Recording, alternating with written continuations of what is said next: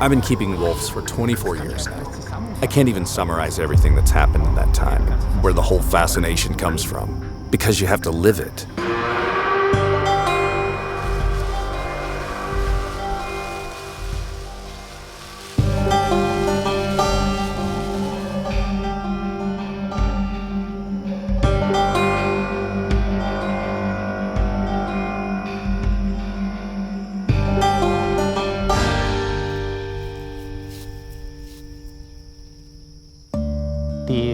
The story is actually very old. It's been around since my childhood. I've always known that I would have my own wolves at some point, because there were no possibilities to observe or study them even adequately.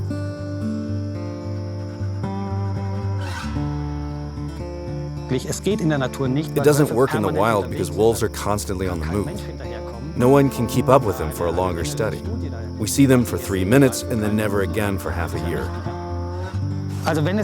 So if something like that doesn't exist, then you just have to create it.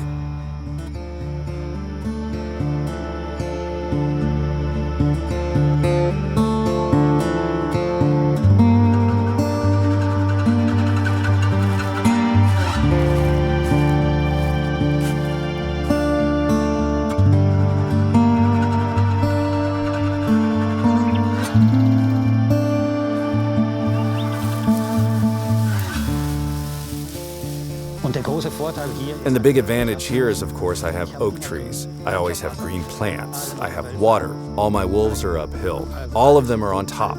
All of them dominate the situation. They're all extremely relaxed as a result.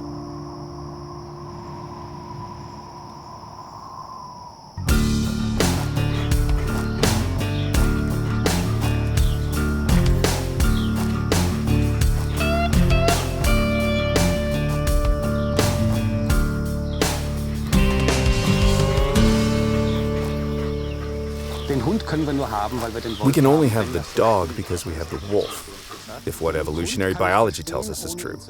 I can understand the dog without understanding him because of our identical social structure. How does it grow up? In an absolute family structure. We have a father, a mother, and children from different age groups. It's a pack, and it's like our families too.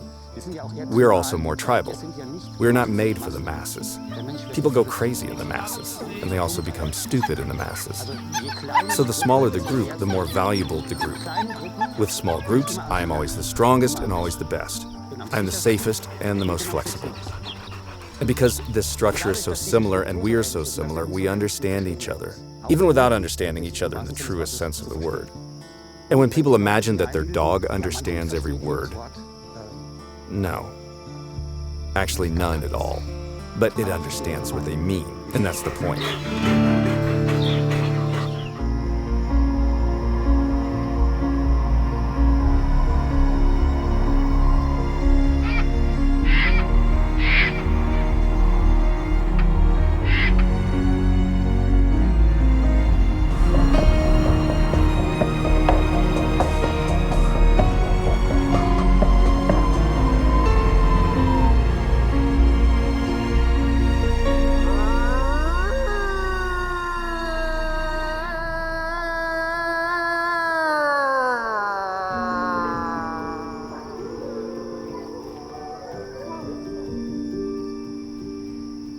For me, life is only worth living in nature. And if I, let's say, withdraw from the digital, perhaps that's the wrong word, because I'm re-entering factual life and leaving fictional life.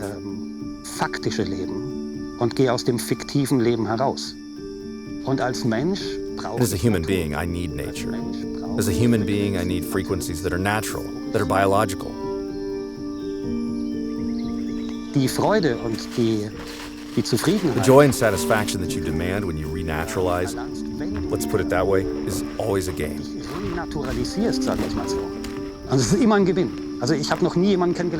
I have never met anyone who is lost in this process.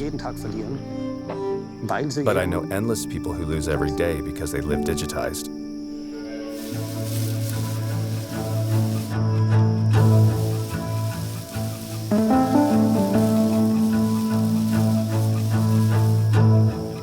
Also wir haben hier europäische Wölfe. We have European wolves here, Canis lupus lupus, partly from Russia, partly originally from Poland. Then, of course, we have the Iberian wolf, the Canis lupus signatus. That's the one that lives on the Iberian Peninsula, so in Spain and Portugal. And then I have 2 Hudson Bay wolves. These are also Canadian white wolves, Canadian tundra wolves.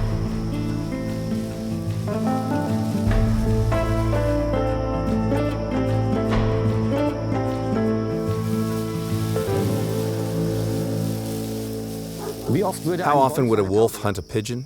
Twice. Zweimal. Und dann merkt ich krieg sie nicht. And then it realizes it can't get it, and then it doesn't waste any more energy. The dog lives in a state of permanent childishness and dependence. After all, I feed him. It doesn't have to budget. It's like children. They play until they can't play anymore. Then they go home and eat. The wolf doesn't want to continue its children's dependence forever and found an empire. What nonsense. It wants to make strong wolves out of its sons and strong she-wolves out of its daughters, who will later carry this on and in turn pass it on to their own children. And so they keep the population of their prey healthy. In all tribal communities, we have initiation rites. The idea there is that you grow up, that you're self-reliant, that you are critical, independent. And that's completely different in human society. We want to create dependencies, and if possible, for life. So we keep them artificially infantile, always dependent on something. And that is, of course, the opposite of freedom. Of course, that destroys the community. That's clear, because the intelligence is getting lost. The initiative, everything is getting lost.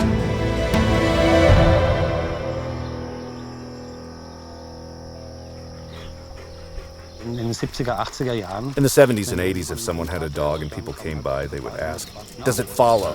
That's exactly what it did. I led the way. I showed it what a father or mother does with their child, and it followed me. That perfectly describes the situation as it should be. Today we talk about obedience. Does he obey? Is the dog obedient? We have to think about what has gone wrong in our heads in recent years. Nature works exclusively through a pulling effect. Pressure creates chaos. Pull creates order. We'd rather follow than be pushed somewhere. That's perfectly normal. And then comes the most horrible thing of all for me, and that is working with the so-called treats. So if I need treats to get my dog to come to me, I've already made all the mistakes beforehand, because why doesn't he want to be with me? A young dog always wants to be with me. A child always wants to be with its parents. That's completely normal. Then I don't have to start with something like that, and if I do something like that, then I destroy it. I reward positive behavior directly. However, not through human closeness and recognition, but by offering something in return. That's what we call prostitution. And I mean that seriously, it's nothing else. With everything we pay for, we enter into a material payment for something. We're making a deal. I don't make a deal with friends and animals.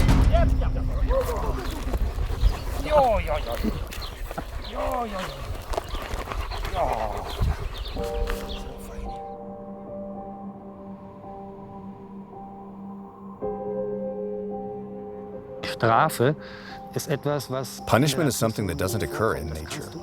You can only do that with humans because we have the ability to think in the present, past, and future. And we can communicate in extreme detail. Punishing a dog is the stupidest thing you can do. I can correct a dog, but correction is always done in the act and not after the fact. The carrot and stick principle is something that targets very archaic structures in our brain because it works, but it's dangerous. And it's destructive. There would be no military if this wasn't possible. Nobody in their right mind would run up to the enemy at the front with their gun, knowing that there are 30,000 men waiting to shoot at them. No one in their right mind would do that. No, you have to reprogram them first. So it works. But it's terrible that it works.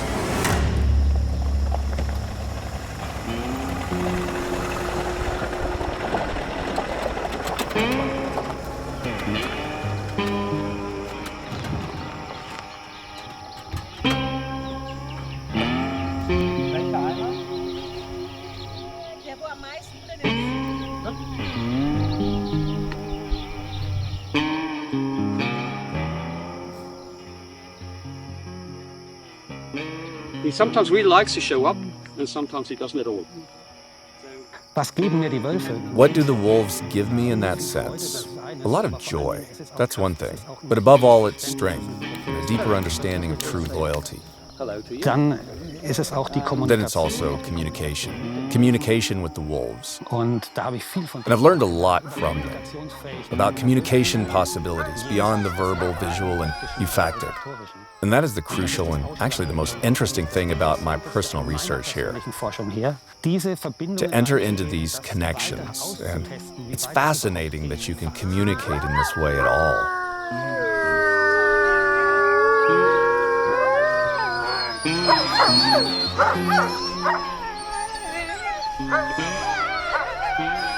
Aber es ist vor allem der Zusammenhalt. But it is above all the cohesion, this very clear structure. Not much fighting at all. Viel Streit, gar nicht. Not at all what you see on TV when the wolves fight over food. That doesn't exist at all in nature. Die jagen zusammen. They hunt together, they pull the game together, and then suddenly the alpha comes along and says it's all mine? That's not possible. No one would accept that either. Those are just fantasies. Fantasies of domination that we're talked into. Auch dieses And it's simply this loving way of dealing with the others. On the other hand, there's also extreme harshness. It can change in a matter of seconds, milliseconds. I think that's another reason why I find them so attractive, because I'm similar. You also learn how they raise their children, their puppies. It's so completely contrary and logical what they do. Also wir arbeiten ja eigentlich So we actually work with increased aggression and warnings. No, you don't do that. No, don't. No, no. And then they shout, but everything is already numb. The wolf does it completely differently.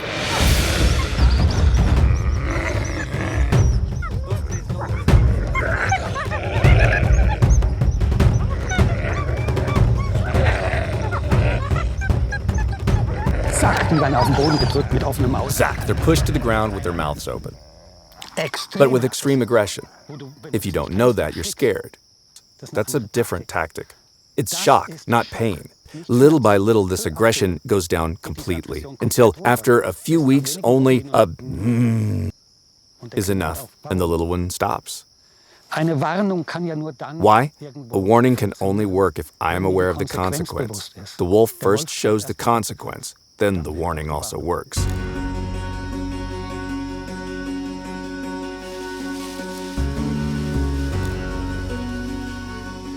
Ich weiß, welcher Wolf hinter mir. I know which wolf is behind me. I don't need to see it. I know that.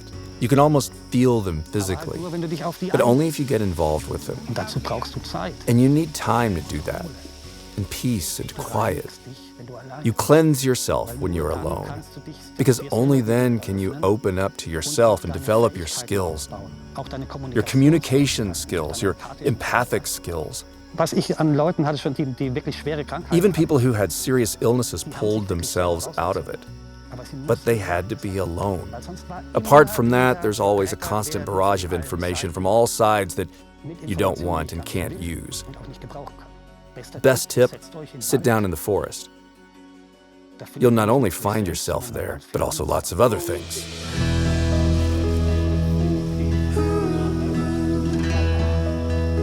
If people have really taken something away with them, or then get involved in wolf protection or environmental protection or something else, that's great. Quite honestly, because it has value, and it's carried on. Yes, that makes me happy. Take my